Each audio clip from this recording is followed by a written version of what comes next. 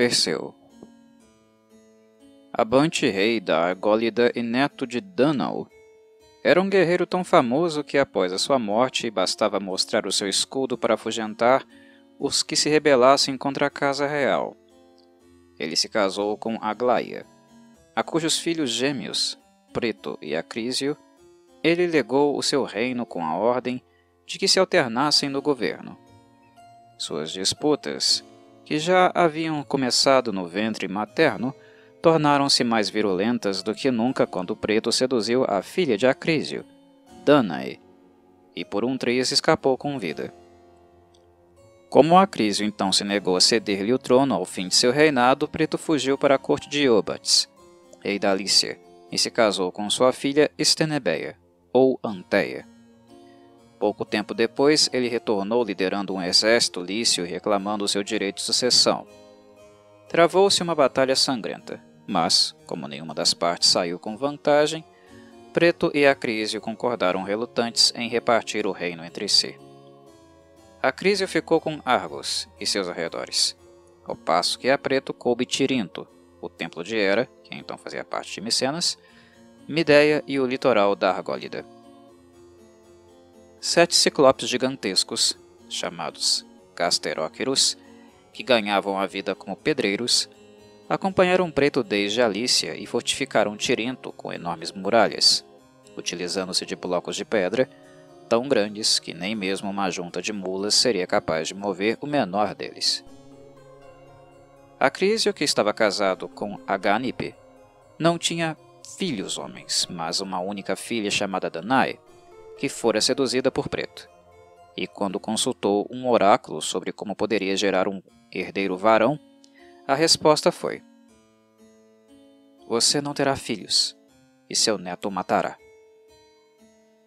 Para evitar tal destino, Acrísio encerrou Danae num calabouço com portas de bronze vigiado por cães selvagens.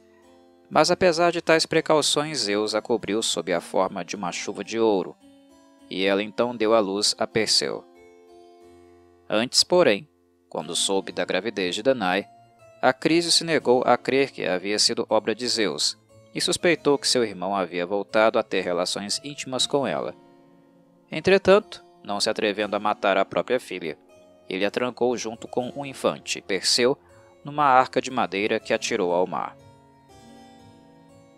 A arca flutuou à deriva até a ilha de Serifo, onde um pescador chamado Dictys encontrou-a em sua rede. Arrastou-a até a beira do mar, arrombou-a e deparou com Danae e Perseu, ainda vivos. Ele os levou imediatamente até seu irmão, o rei Polidectes, que criou Perseu em sua própria casa. Alguns anos se passaram e Perseu, tendo alcançado a virilidade, defendeu Danae contra Polidectes, o qual, com o apoio de seus súditos, havia tentado forçá-la a se casar com ele.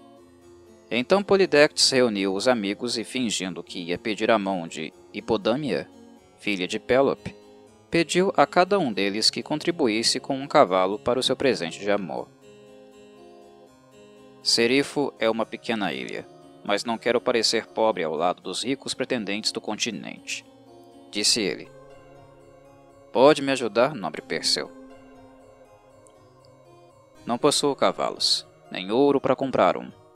Mas se você tem a intenção de se casar com Hipodâmia e deixar em paz minha mãe, disponho-me a obter o presente que você deseja, até mesmo a cabeça da Górgona Medusa, caso necessário.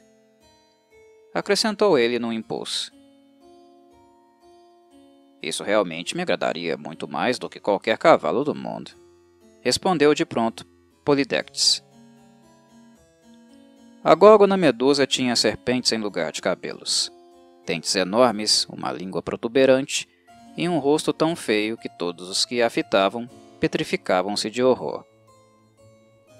Atena escutara a conversa mantida em Serifo, e, como era inimiga mortal de Medusa, a quem impusera tal semblante horrendo, decidiu acompanhar Perseu em sua aventura. Primeiro ela o conduziu à cidade de Dicterion, em Samos, onde estavam representadas as imagens de 3 górgonas, capacitando-o assim a distinguir Medusa de suas irmãs imortais, Steno e Euríale.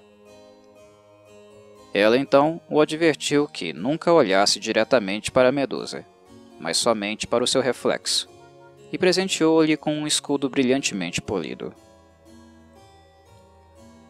Hermes também ajudou Perseu, entregando-lhe uma foice inquebrável para cortar a cabeça de Medusa.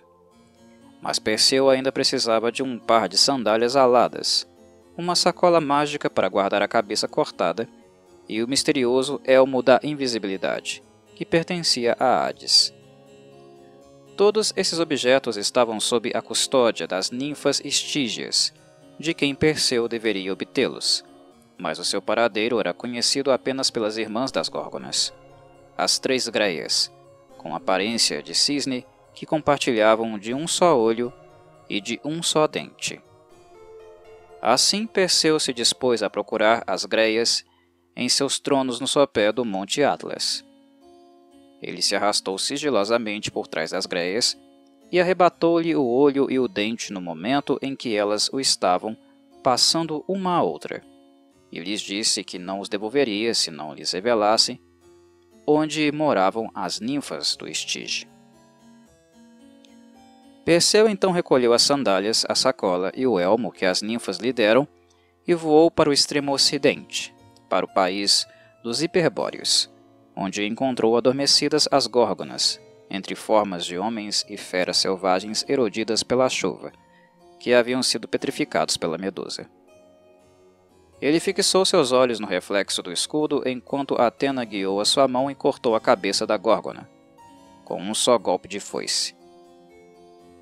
Para sua surpresa, no mesmo instante surgiram do cadáver, já perfeitamente crescidos, o cavalo alado Pégaso e o guerreiro Crisaor, que segurava uma cimitarra de ouro. Perseu não sabia que ambos haviam sido gerados na Medusa por Poseidon, num dos templos de Atena, mas decidiu não contrariá-los mais. Ele colocou depressa a cabeça decepada na sacola e saiu voando. E, embora Steno e Euríale houvessem despertado com seus novos sobrinhos e se levantado imediatamente para perseguir Perseu, o elmo o tornou invisível, e ele então escapou são e salvo rumo ao sul.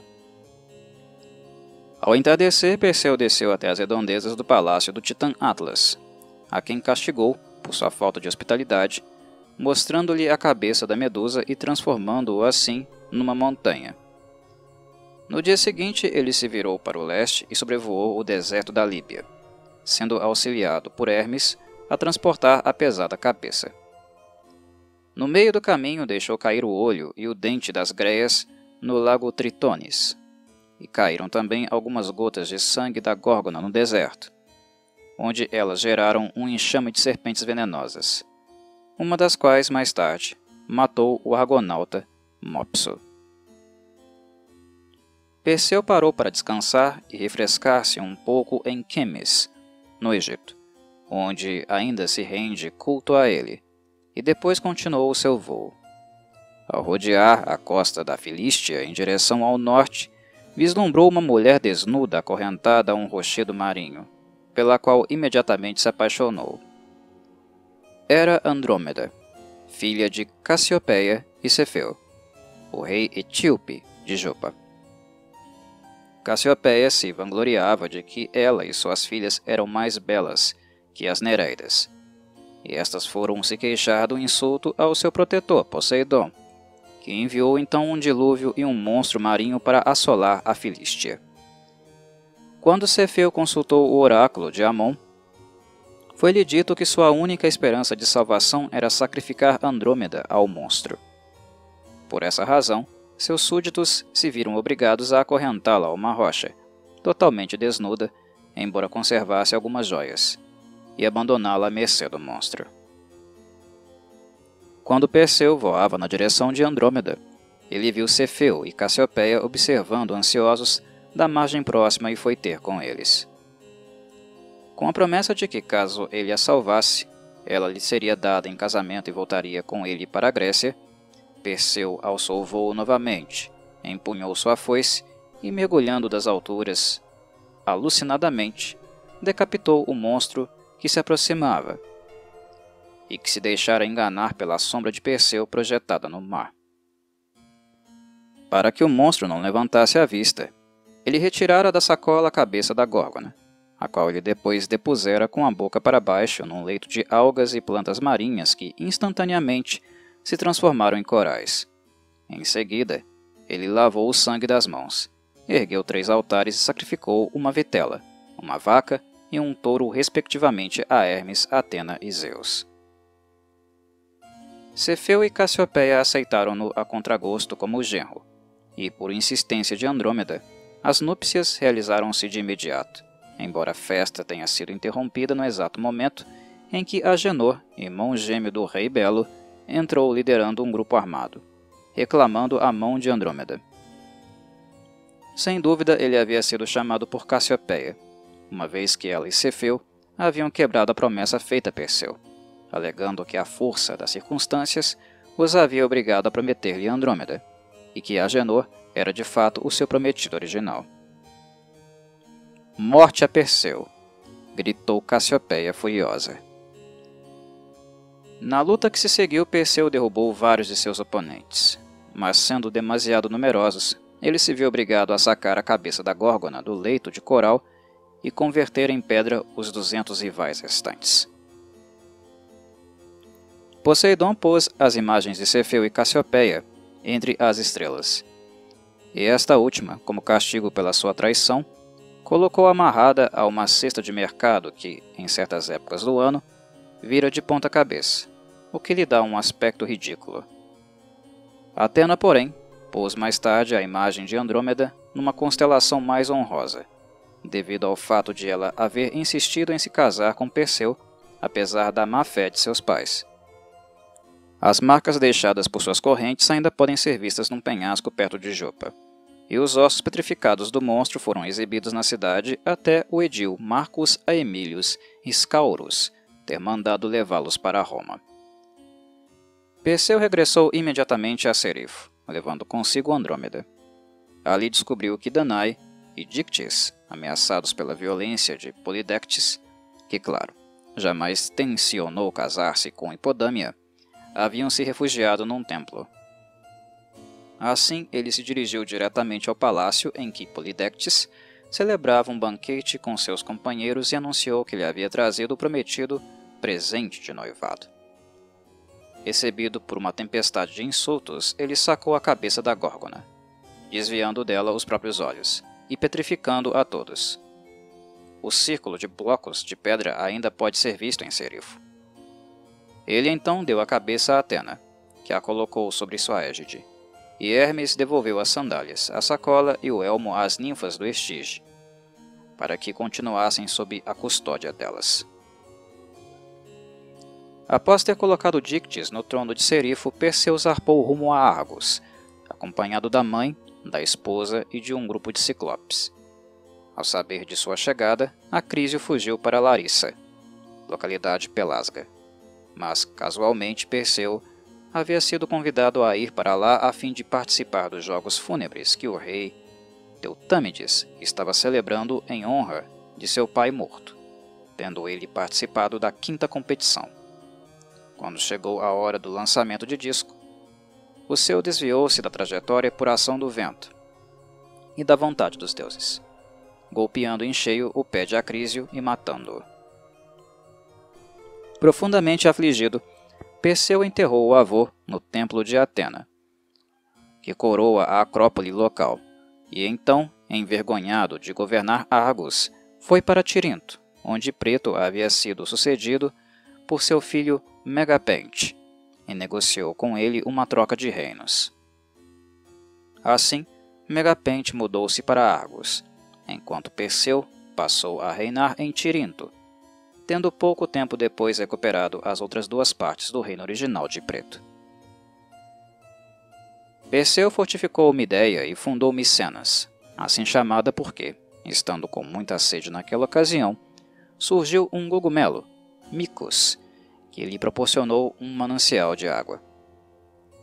Os ciclopes construíram as muralhas de ambas as cidades. Há uma versão bem diferente, segundo a qual Polidectes teria conseguido se casar com Danae e criado Perseu no templo de Atena. Alguns anos mais tarde, Acrísio, sabendo que ambos estavam vivos, teria ido para Serifo, disposto dessa vez a matar Perseu com as próprias mãos. Polidectes interveio e obrigou os dois a jurarem solenemente que jamais atentariam um contra a vida do outro. Entretanto, sobreveio uma tempestade, e Polidectes morreu, enquanto o barco de Acrísio ainda se encontrava atracado na costa, retido pelo mau tempo. Durante os jogos fúnebres de Polidectes, Perseu lançou um disco que acidentalmente golpeou Acrísio na cabeça e o matou. Então, Perseu foi para Argos e reclamou o trono. Descobrindo, porém, que Preto o havia usurpado, Perseu transformou-o em pedra.